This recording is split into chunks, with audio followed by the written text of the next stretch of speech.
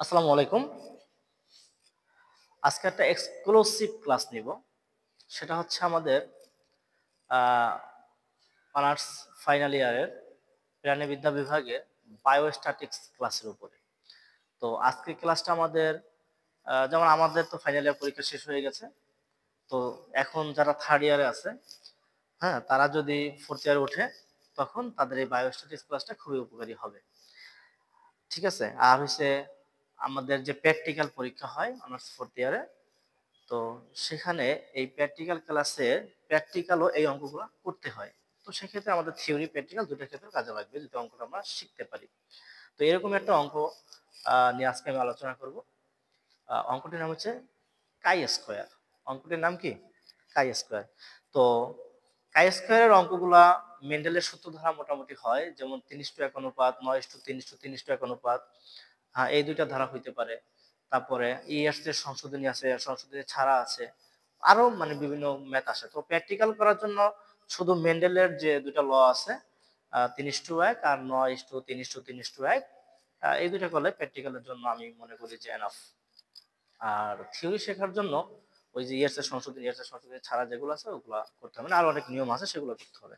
তো আমরা যদি আজকে একটা কোশ্চেন বলি যে একটা নমুনায় সবুজ মটরশুঁটি আছে 55টি আর লাল মটরশুঁটি আছে 74টি। এখানে আমি যদি প্রশ্ন করি যেটা মেন্ডেলের 3:1 সূত্র মেনে চলে কিনা, ঠিক আছে, এই প্রশ্নটা যদি আমি করি তাহলে আমার বুঝতে হবে। আর আরেকটা কথা হচ্ছে মেন্ডেলের সূত্র যদি বলে তাহলে এটা বুঝতে হবে যে কাই স্কয়ার অঙ্ক। ঠিক আছে?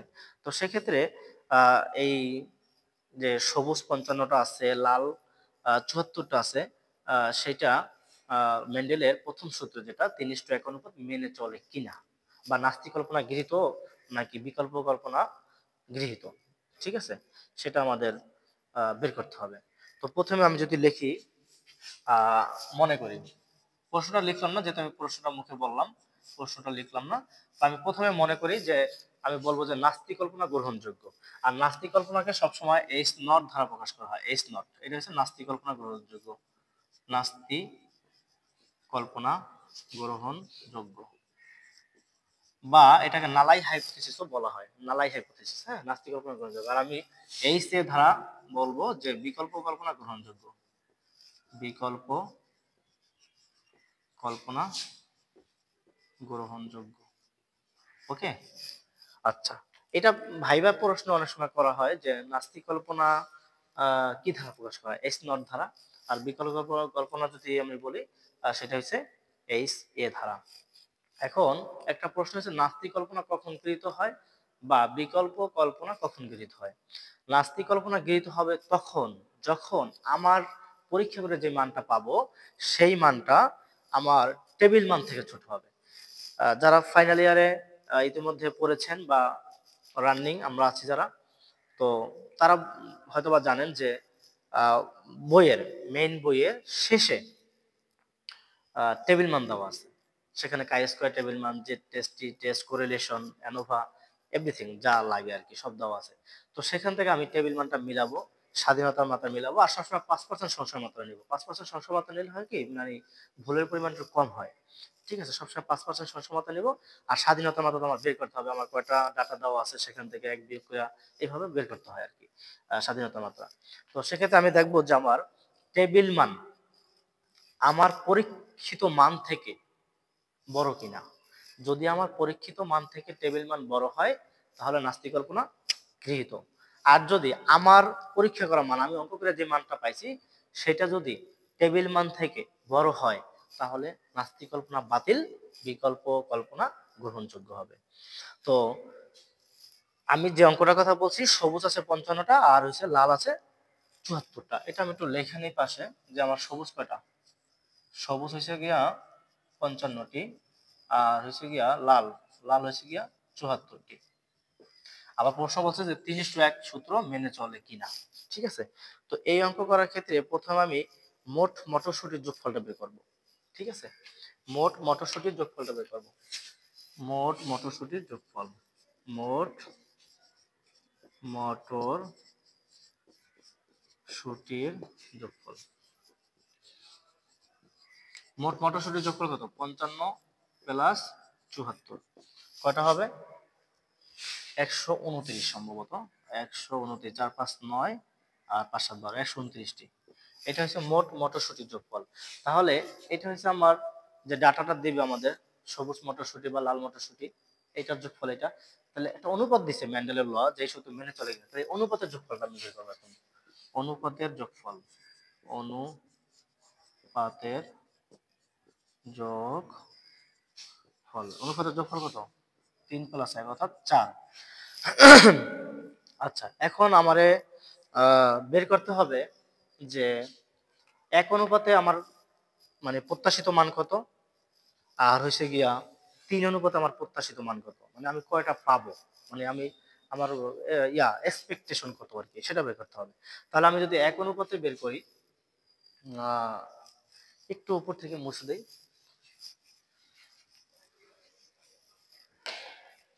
আমি যদি বের করি যে এক অনুপাতে প্রত্যাশিত মান এক অনুপাতে প্রত্যাশিত মান এক অনুপাতে প্রত্যাশিত মান আমি কিভাবে বের করব এই যে মোট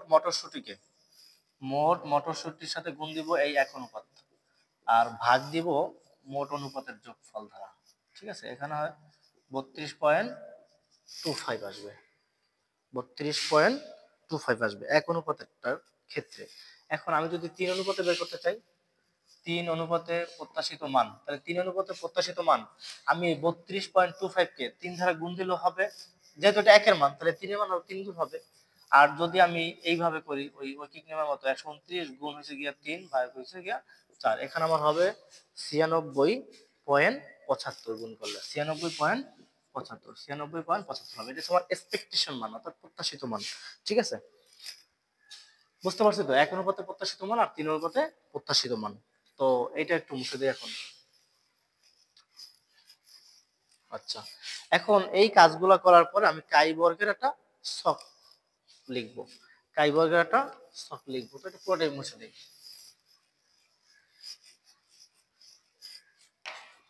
আচ্ছা কাই বর্গের একটা ছক যদি আমি লিখতে চাই কাই বর্গের একটা ছক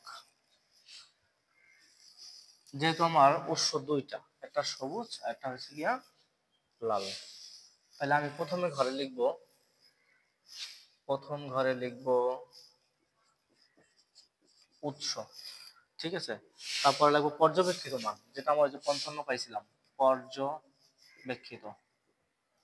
পর্যবেক্ষিত মান এটা অবজারভেশন বলে ও তারপর যদি আমি বলি যে প্রত্যাশিত মান যেটা আমরা প্রত্যাশা করি আর কি অনুপাত দ্বারা যেটা আমরা প্রত্যাশা করেছি প্রত্যাশিত মান ই তারপরে হবে গিয়া ও মাইনাস ই তারপরের লাইনটা হবে ও মাইনাস ই এর হোল স্কয়ার তারপরে হবে ও মাইনাস ই এর হোল স্কয়ার বাই হচ্ছে গিয়া ই অর্থাৎ এই মানগুলো আমাদের বের করতে হবে অবজারভেশন থেকে প্রত্যাশিত মান বিয়োগ করতে হবে তারপর অবজারভেশন থেকে প্রত্যাশিত মান বিয়োগফলের বর্গ করতে হবে অবজারভেশন থেকে প্রত্যাশিত মান বিয়োগফলের বর্গকে প্রত্যাশিত মান দ্বারা ভাগ করলে তারপরে যে মানগুলো আসবে সেটা সমষ্টি হিসেবে আমরা পাই কাই স্কয়ারের মান ঠিক আছে তো আমি যদি এখানে লিখি সবুজ উৎস প্রথমটা কি সবুজ আর এটা কি লাল তা সবুজ আমরা কয়টা পেয়েছিলাম সবুজ পেয়েছিলাম ওই যে 55টা লিখছিলাম আর কি 55টা এটা ছিল তো 74টা আর প্রত্যাশিত মান সবুজের ক্ষেত্রে আমি পেয়েছিলাম 32.25 আর লালের ক্ষেত্রে পেয়েছিলাম আমি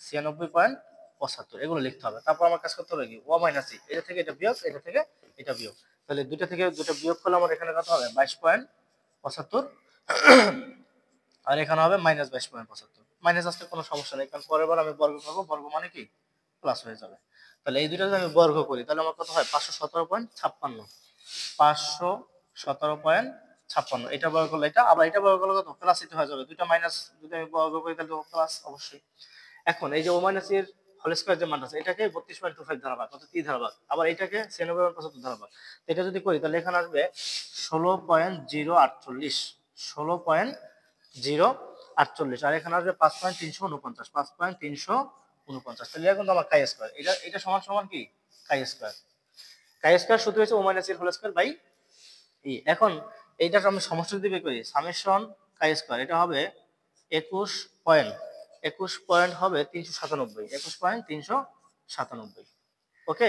এটা হচ্ছে আমার কাই স্কয়ারের মান এখন আমার দেখতে হবে স্বাধীনতা মাত্রা সংশয় মাত্রায় কাই স্কয়ার টেবিল মানটা কত। এখন আমি এই টেবিল মান বের করার আগে ডিগ্রি অফ ফ্রিডম বের করব। কি বের করব? Degree of freedom, DF, degree of freedom. এটা সূত্র হচ্ছে n - 1। এনটা হচ্ছে তোমার উৎস কয়টা, এন হচ্ছে গিয়া উৎস কয়টা, সবুজ আর লাল দুটো উৎস, তাহলে 2 - 1। তাহলে আমার স্বাধীনতা মাত্রা কত হয়েছে? 1। তাহলে আমি এখন দেখব কি, এখন দেখব যে এক স্বাধীনতা মাত্রায় 5% সংশয় মাত্রা আমার টেবিল মান কত। তো এটা যদি আমি বই খুলি, বইয়ের পিছনে লেখা আছে এক স্বাধীনতা মাত্রায় 5% সংশয় মাত্রায় কাই স্কয়ারের টেবিল মান 3.841। কাই স্কয়ারের টেবিল মান কত? আচ্ছা, এটা যদি আমি এটা মুছা সুন্দর করে লিখে দিই সুন্দরভাবে যে কি কি লিখতে হবে এখানে, হ্যাঁ। তাহলে আমি যতটুকু জানলাম যে আমার টেবিল মান হচ্ছে 3.841, কিন্তু আমার মানে কত বেরিয়েছে? 21 পয়েন্ট, অর্থাৎ আমার পরীক্ষিত মান যেটা আমি পাইলাম এটা বেরিয়েছে কত? 21.3। আর এটা কিন্তু দূরে যোগ করে আমি 21.397 বসাইছি। তাহলে এটা যেহেতু পাইছি, তাহলে আমার আমার যে মানটা সেটা কি বেশি হয়েছে। তাহলে বেশি হলে কি নাস্তিক কল্পনা বাতিল হবে। টেবিল মান থেকে যদি আমার মান বেশি হয় তাহলে নাস্তিক কল্পনা বাতিল, বিকল্প কল্পনা গ্রহণযোগ্য। তো সেটার ক্ষেত্রে আমি একটা মন্তব্য দিব এখানে। মন্তব্য আমি লিখব এক স্বাধীনতা মাত্রায়, এক স্বাধীনতা মাত্রায় 5% সংশয় মাত্রায়, 5% সংশয় মাত্রায় কাই স্কয়ারের টেবিল মান 3.841। যা, আচ্ছা এই যে আমরা যে লিখছি 3.841, তাহলে এটা কিন্তু আমার টেবিল মান, যা আমার পরীক্ষিত মান থেকে ছোট। এটা লিখতে পারি আমার পরীক্ষিত মান থেকে, পরীক্ষিত মান থেকে ছোট। তাহলে আমি কি লিখতে পারি? যদি আমার পরীক্ষিত মান ছোট হয় তাহলে নাস্তিক কল্পনা গৃহীত। আমার পরীক্ষিত মান যদি টেবিল মান থেকে বড় হয় তাহলে নাস্তিক কল্পনা বাতিল। নাস্তিক কল্পনা বাতিল হলে কি হবে? বিকল্প কল্পনা গ্রহণযোগ্য হবে।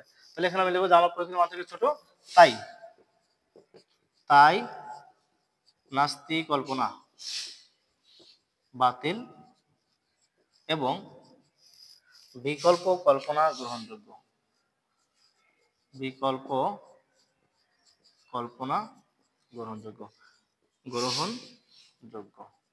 তো এটা আমি বুঝলাম যে নাস্তিক কল্পনা বাতিল আর বিকল্প কল্পনা গ্রহণযোগ্য। আর যখনই বিকল্প কল্পনা গ্রহণযোগ্য হবে তখনই ফলাফল হবে তাৎপর্যপূর্ণ। ঠিক আছে, তাই ফলাফল তাৎপর্যপূর্ণ, তাই ফলাফল তাৎপর্যপূর্ণ, তাৎপর্যপূর্ণ। আর যখন ফলাফল তাৎপর্যপূর্ণ হবে তখন সে 3:1 সূত্র মেনে চলবে না। যদি নাস্তিক কল্পনা হইতো, নাস্তিক কল্পনা যদি গৃহীত হইতো তাহলে 3:1 সূত্র মেনে চলতো।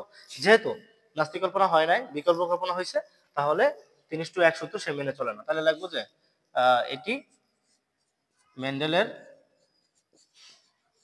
পৃথকীকরণ, মানে মেন্ডেলের প্রথম সূত্রকে পৃথকীকরণ সূত্র বলা হয়। এটি মেন্ডেলের পৃথকীকরণ সূত্র মেনে চলে না, বা এটি মেন্ডেলের 3:1 সূত্র মেনে চলে না। শেষ কাহিনী। যেটা লিখি আমার মনে মতো লিখবো এখানে।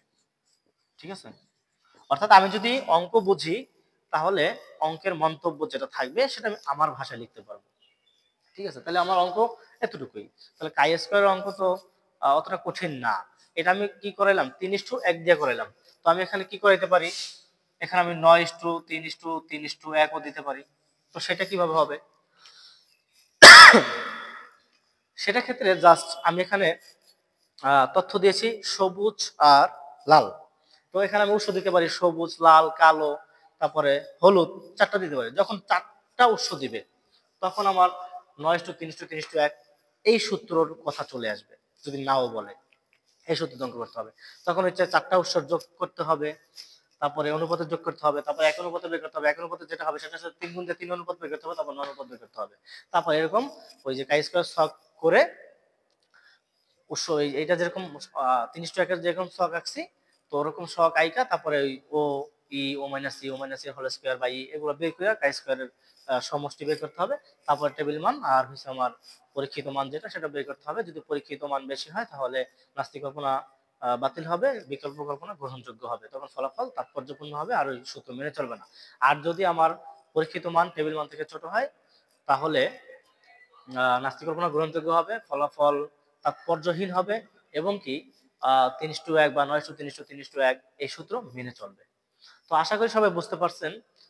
অঙ্কটা যদি আপনাদের উপকার হয় সেটাই আমার সার্থকতা। আপনারা যদি বুঝে থাকেন সেটাই আমার সার্থকতা।